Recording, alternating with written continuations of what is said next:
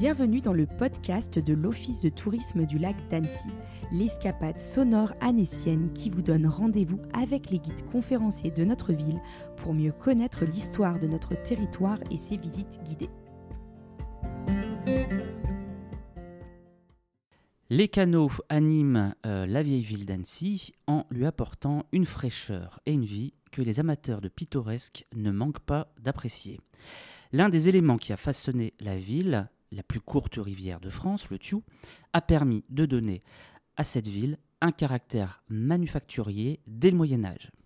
Je suis Mathias Sautois et aujourd'hui nous sommes heureux de recevoir à l'Office de tourisme du lac d'Annecy Aude Thierin, guide conférencière agréée par le ministère de la Culture, qui va nous parler de l'évolution urbaine en lien avec l'eau dans la ville.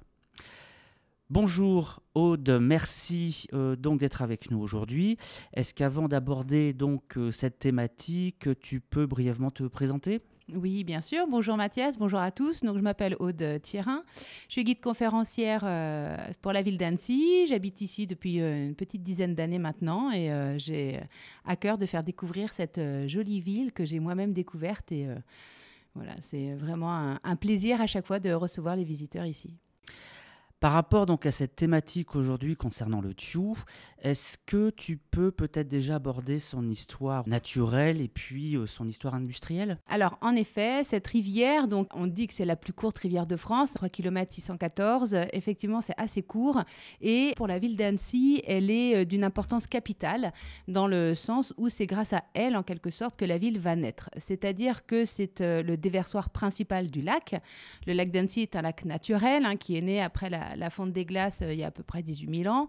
Cette rivière donc voit toute l'eau du lac se déverser et ainsi elle lui donne un courant assez important. Et également son dénivelé naturel d'une 30aine de mètres lui permet d'avoir ce courant très fort qui va donner l'opportunité aux habitants qui vont s'installer au fur et à mesure sur ces berges d'installer des artifices comme des moulins par exemple.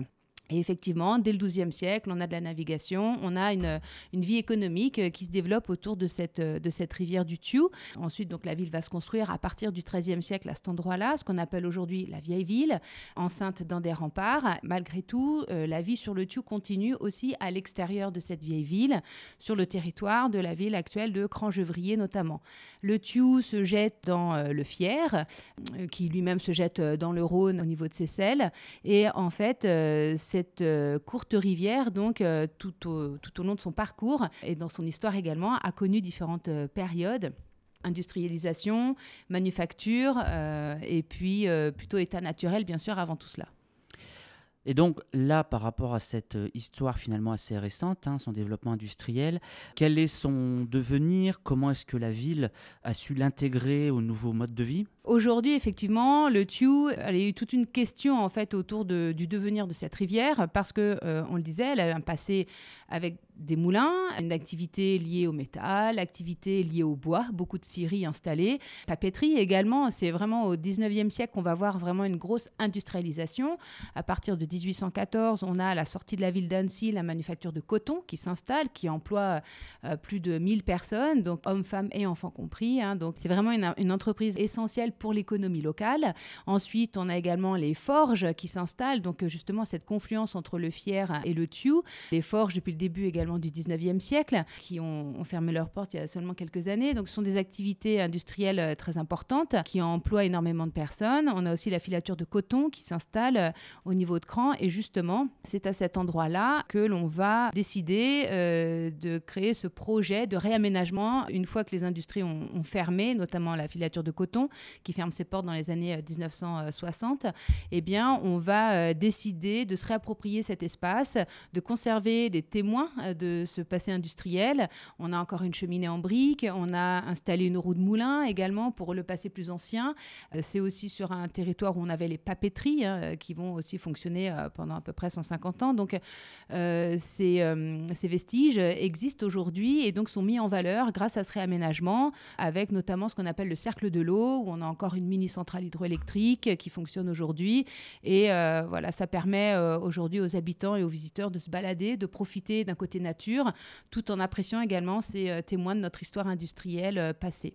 Alors justement, au niveau de cette découverte, comment est-ce qu'on peut découvrir donc ces témoignages extrêmement riches de façon plus contemporaine ?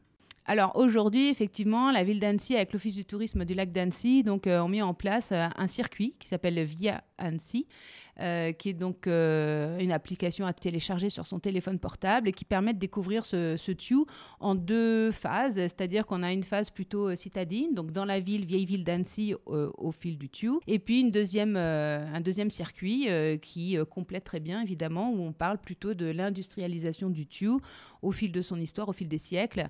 Donc ça permet vraiment de profiter de ce côté nature et tout en s'intéressant un petit peu à son histoire, en comprenant les témoins qui restent sur le passage, en fait. Pourquoi c'est ici ? Qu'est-ce qu'il y avait avant ? Et quand il n'y a plus rien, justement, aussi découvrir qu'il y avait des choses auparavant. Donc là, on vient de voir ensemble effectivement la possibilité de suivre donc ces visites via une application. Si on souhaite se passer donc d'application, est-ce qu'on peut avoir des visites guidées avec un guide, une guide conférencière ? Bien sûr, c'est tout à fait possible. C'est vrai qu'on n'est pas tous très à l'aise forcément avec les outils numériques actuels. Et donc, on peut aussi compléter d'ailleurs la découverte avec l'application et ensuite, ou avant, suivre une visite aussi avec un guide. Il faut juste s'adresser à l'Office du tourisme ou au service art et histoire de la ville d'Annecy. Auquel cas, donc, l'équipe des guides organisera donc, une sortie. Il y a aussi une programmation. C'est un thème qui est proposé par exemple pour les sorties scolaires notamment. On peut aussi découvrir ou redécouvrir ce passé industriel lors des journées européennes du patrimoine. Donc, ça fait partie des thèmes que l'on utilise, que l'on présente assez régulièrement, en fait, en fonction des saisons. Voilà, pour permettre aux visiteurs locaux, mais aussi aux visiteurs extérieurs de découvrir cet espace qui, aujourd'hui, appartient donc au territoire Annecy Commune Nouvelle et qui fait vraiment entièrement partie de cette histoire et ce passé qui permet d'expliquer, de comprendre justement le développement de cette ville. Donc, en conclusion, on peut dire que cette rivière est en partie notre mémoire collective. Absolument, c'est tout à fait ça. C'est une balade au fil de l'eau, c'est une balade au fil de l'histoire également. Et c'est vrai qu'en cela, cette thématique est hyper complète pour bien appréhender justement notre territoire. Elle permet vraiment de s'évader, de sortir des murs en fait de la ville ancienne. Et elle permet de découvrir un autre aspect plutôt caché. Eh bien, Aude, merci beaucoup pour toutes ces informations. Merci à vous pour votre écoute et à très bientôt pour un prochain podcast. Merci Mathias de m'avoir accueilli aujourd'hui. À bientôt tout le monde. Merci à tous d'avoir suivi ce podcast. Si vous l'appréciez, n'hésitez pas à vous abonner, nous mettre des étoiles ou des commentaires sur votre plateforme préférée. Retrouvez l'intégralité de nos épisodes sur notre site lac-annecy.com et sur notre chaîne YouTube Lac Annecy Tourisme. À bientôt dans la destination Lac Annecy.